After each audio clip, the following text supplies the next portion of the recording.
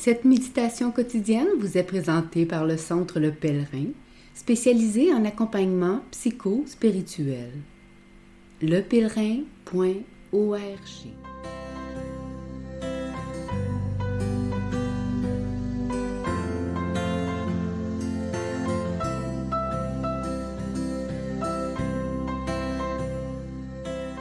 Évangile du mercredi 2 novembre. Commémoration de tous les fidèles défunts.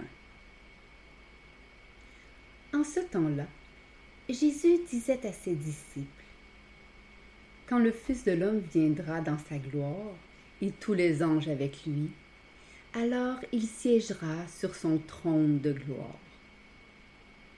Toutes les nations seront rassemblées devant lui. Il séparera les hommes les uns des autres, comme le berger sépare les brebis des boucs. Il placera les brebis à sa droite et les boucs à sa gauche. Alors le roi dira à ceux qui seront à sa droite: venez, les bénis de mon Père. Recevez en héritage le royaume préparé pour vous depuis la fondation du monde. Car j'avais faim et vous m'avez donné à manger. J'avais soif et vous m'avez donné à boire. J'étais un étranger et vous m'avez accueilli. J'étais nu et vous m'avez habillé. J'étais malade et vous m'avez visité. J'étais en prison et vous êtes venus jusqu'à moi.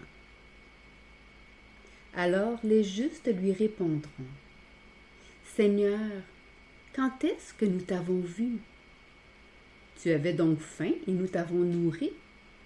Tu avais soif et nous t'avons donné à boire. Tu étais un étranger et nous t'avons accueilli. Tu étais nu et nous t'avons habillé. Tu étais malade ou en prison. Quand sommes-nous venus jusqu'à toi?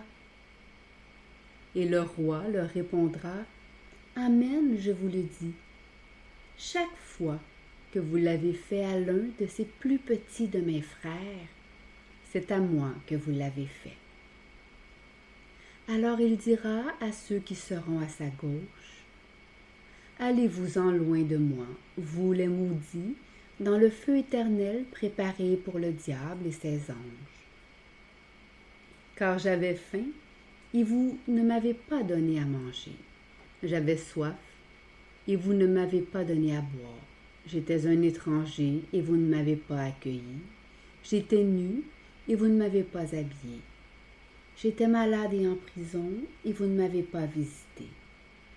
Alors ils répondront, eux aussi: Seigneur, quand avons-nous vu avoir faim, avoir soif, être nus, étrangers, malades ou en prison, sans nous mettre à ton service? Il leur répondra: Amen, je vous le dis.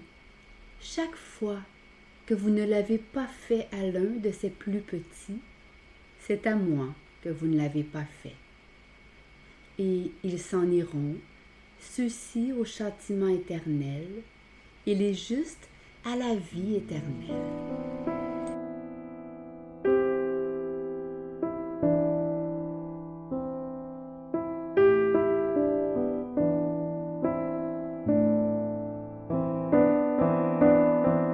Méditation. Magnifique parole aujourd'hui sur les bras tendus et les bras croisés. Une parole qui révèle la dynamique du royaume en réponse à la vulnérabilité, celle au fondement du monde. Quand Jésus parle des petits, que sont les affamés, les assoiffés, les dépouillés, les affectés et les enfermés, il désigne bien sûr la précarité de certaines situations et la fragilité de certaines conditions. Mais puisqu'il nous hisse toujours sur le fil tressé de la chair et de l'esprit, il parle sans doute aussi de la puissance du divin au cœur de notre humanité. La vulnérabilité se dissimule certes sous forme d'un malheur qui survient. Elle est aussi sensation à la fois commune et singulière, je me sens vulnérable. Elle est encore intériorité, une connaissance en deçà du rationnel, une intimité forgée au feu de la dépendance, de la peur et du néant, une capacité bourrée d'impuissance. La capacité d'être blessé, trop présente et trop vraie pour être regardée en face, comme un soleil qui illumine et brûle la rétine qui le contemple. La capacité donc d'être ouvert sans comprendre, d'être effracté. Le philosophe Emmanuel Lévinas articule même la vulnérabilité à la maternité, où celle-là est puissance de fécondation, d'engendrement, de naissance hors de la raison, parce qu'elle est ce qui rend possible les relations vraies, transparentes, non fardées. Celles où s'insère le cri et la dépendance. C'est tout le sens du Verbe qui s'est fait chair, parole tout autre qui donne la vie, en relation et en vérité. Non pas une miséricorde isolée, métaphysique et indifférente, mais bien un Dieu tout proche, tout humain. L'amour fait chair, exposé au mépris, bafoué et crucifié. Je l'écris et j'ai de la difficulté à y croire. Nous avons crucifié l'amour et nous répétons ce geste à chaque jour. La vulnérabilité n'est pourtant pas la faillibilité. Elle n'est pas la faiblesse qui implique nécessairement la chute ou le péché. Elle est ce qui rend la relation possible, sensibilise, humanise. Le péché, c'est de se croire invulnérable ou désavouer sa vulnérabilité.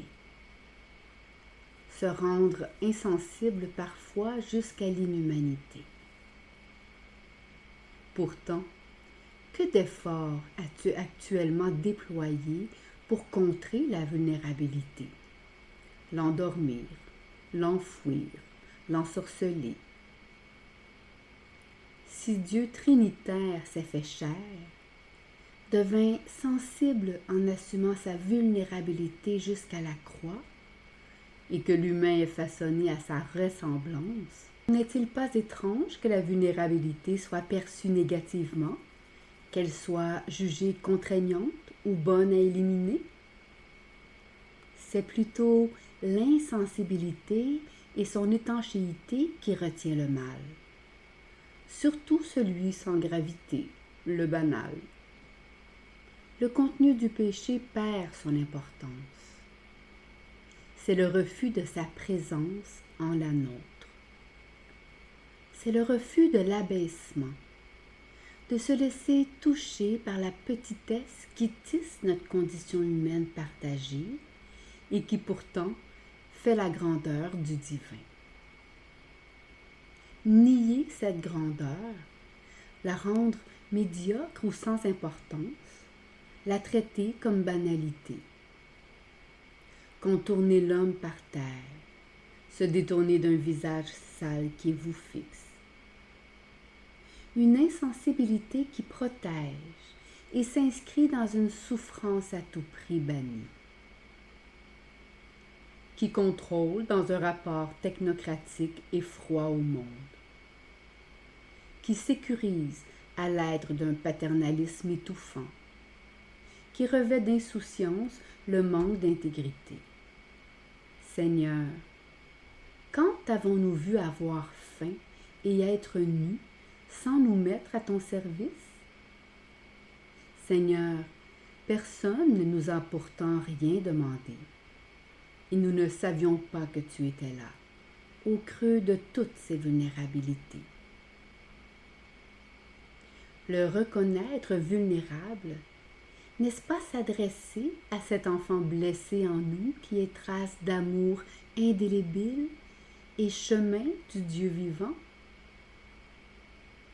Le visage de cet enfant blessé, ce visage sali, n'est-ce pas celui qui transparaît dans tous ceux que l'on croise en accompagnement? Être blessé, balafré, c'est par notre béance, notre puits, que Dieu nous appelle à puiser à pleine main notre humanité jusqu'à le rejoindre dans son abaissement, jusque dans la splendeur de la crèche. Assumer sa vulnérabilité sans contrition, comme renaître dans une mangeoire. C'est la célébration de la vie plantée dans nos plaies qui permet de tendre les bras. Nouveau-né, bras tendus, interdépendance, voilà ce qui co-crée le royaume et le dynamise, l'extirpe de son abstraction de purs concepts eschatologiques. C'est avec les bras chargés de cet héritage déjà donné que nous témoignerons lors du jugement présidé par les petits et les derniers. Entourés d'enfants au visage étincelant et balafré, solennel comme toujours, le poète Charles Péguy nous murmurera dès notre arrivée, en pointant vers la gauche, et je cite, « Parce qu'ils ne sont pas blessés, ils ne sont pas vulnérables. Parce qu'ils ne manquent de rien, on ne leur apporte rien. Parce qu'ils ne manquent de rien, on ne leur apporte pas ce qui est tout. La charité même de Dieu ne pense point celui qui n'a pas de plaie. C'est parce qu'un homme était par terre que le Samaritain le ramasse. C'est parce que la face de Jésus était sale que Véronique l'essuie d'un mouchoir. Or celui qui n'est pas tombé ne sera jamais ramassé, et celui qui n'est pas sale ne sera pas essuyé. » Tiré de Œuvres en prose, tome 2, 1961. Méditation écrite par Barbara Martel.